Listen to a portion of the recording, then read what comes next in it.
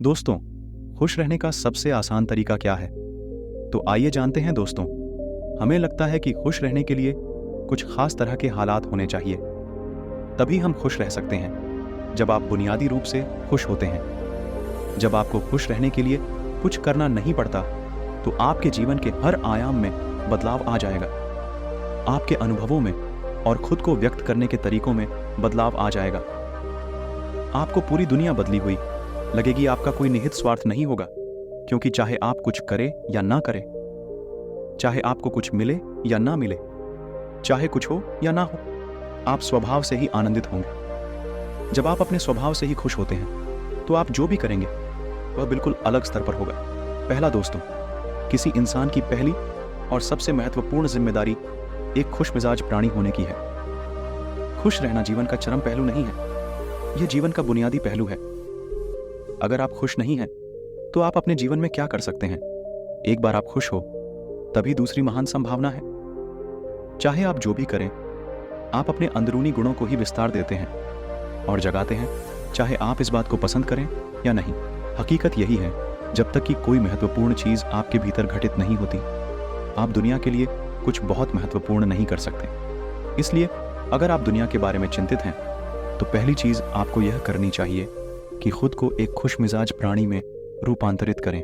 दूसरा दोस्तों, इससे कोई फर्क नहीं पड़ता कि आप अपने जीवन में क्या कर रहे हैं, चाहे वह कारोबार हो, सत्ता, शिक्षा या सेवा। आप ऐसा इसलिए कर रहे हैं क्योंकि आपके भीतर कहीं गहराई में एक भावना है कि इससे आपको खुशी मिलेगी। इस धरती पर हम जो कुछ भी करते हैं, बहुत खुश रहने की इच्छा से करते हैं, क्योंकि यह हमारी मूल प्रकृति है। जब आप बच्चे थे तो आप यूं ही खुश थे, वही आपकी प्रकृति है। खुशी का स्रोत आपके भीतर है। आप उसे हमेशा के लिए एक जीवंत अनुभव बना सकते हैं। तीसरा दोस्तों, आज सुबह क्या आपने देखा कि सूर्य बहुत अद्भुत तरीके से उगा? फूल खिले, कोई सितारा नीचे नहीं गिरा। तारामंडल बहुत अच्छी तरह काम कर रहे हैं। सब कुछ व्यवस्थित है। आज समूचा ब्रह्मांड बहुत बढ़िया तरीके से काम कर रहा है। मगर आपके दिमाग में आया किसी विचार का एक कीड़ा आपको यह मानने पर मजबूर कर देता है कि आज बुरा दिन है। कष्ट मुख्य रूप से इसलिए होता है क्योंकि ज्यादातर इंसान इस जीवन के प्रति सही नजरिया खो बैठे हैं। उनकी मनोवैज्ञानिक प्रक्रिया अस्तित्व की प्रक्रिया से कहीं बड़ी हो गई है, या सीधे सीधे कहें तो आपने अपनी रचना को सुरक्षा की दृष्टि से कहीं अधिक महत्वपूर्ण बना दिया है। यह सारी पीड़ा का बुनियादी स्रोत है। हम इस बात की पूरी समझ खो बैठे हैं कि यहाँ जीवित रहने के क्या मायने हैं। आपके दिमाग में आया कोई विचार या आपके मन की कोई भावना फिलहाल आपके अनुभव की प्रकृति को तय करती है, और यह भी हो सकता है कि आपके विचार और भावना का आपके जीवन की सीमित हकीकत से कोई लेना देना ना हो।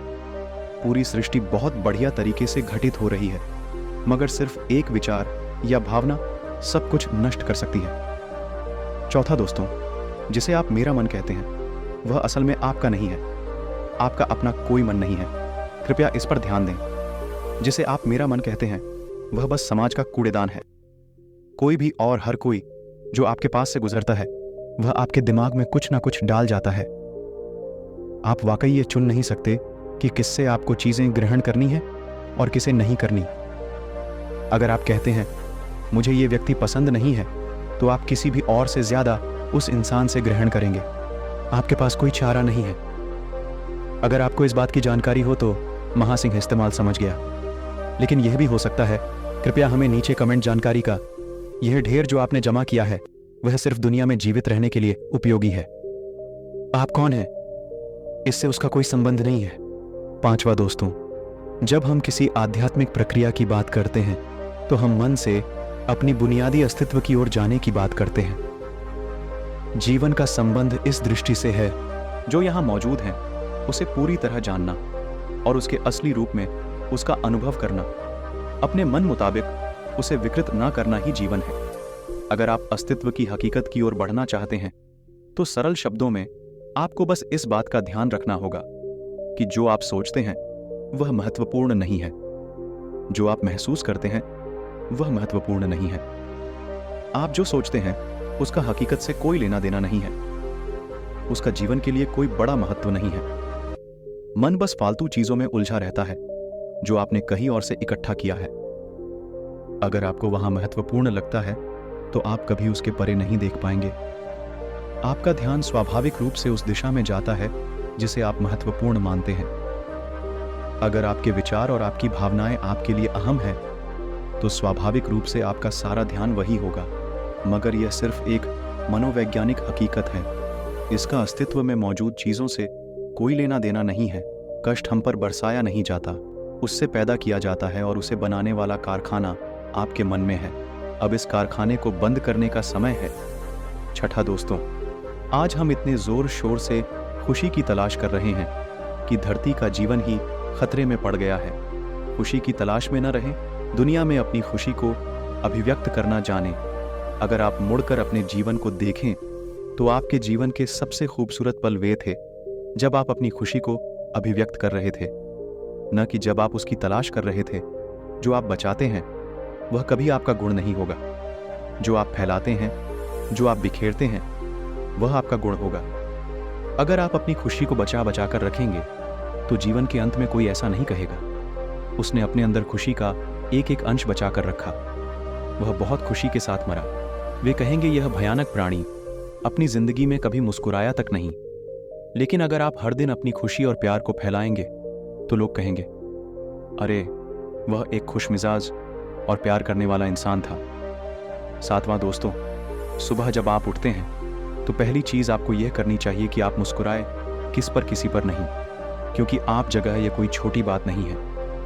लाखों लोग जो कल रात सोए थे आज नहीं उठे, मगर आप और मैं उठे क्या? यह बहुत बढ़िया बात नहीं है कि आप जगह इसलिए अपने जगने पर मुस्कुराएं। इसके बाद आसपास देखिए और अगर कोई है तो उन्हें देखकर मुस्कुरा। ये बहुत सारे लोगों के साथ ऐसा हुआ कि उनका कोई प्रियजन आज सुबह नहीं जगा। आपको जो भी लोग प्यारे हैं वे जगह। वाह, यह तो बहुत अच्छा दिन है ना। फिर बाहर जाइए और पेड़ों को देखिए, वे भी पिछली रात को नष्ट नहीं हुए। बहुत से लोगों को यह अजीब लग सकता है, मगर आपको इसका महत्व तब पता चलेगा जब आपका कोई प्रियजन सुबह नहीं उठेगा। इसका महत्व जानने के लिए तब तक का इंतजार न करें।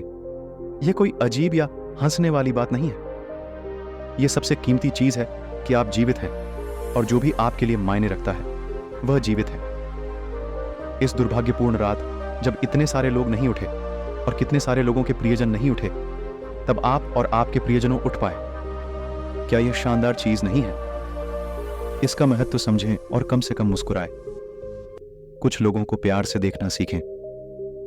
आठवां दोस्तों, बहुत से लोगों को यह सब भूलने में बस घंटा भर लगता है और जल्दी ही उनका रेंगने वाला दिमाग किसी को काटने के लिए आतुर हो जाता है।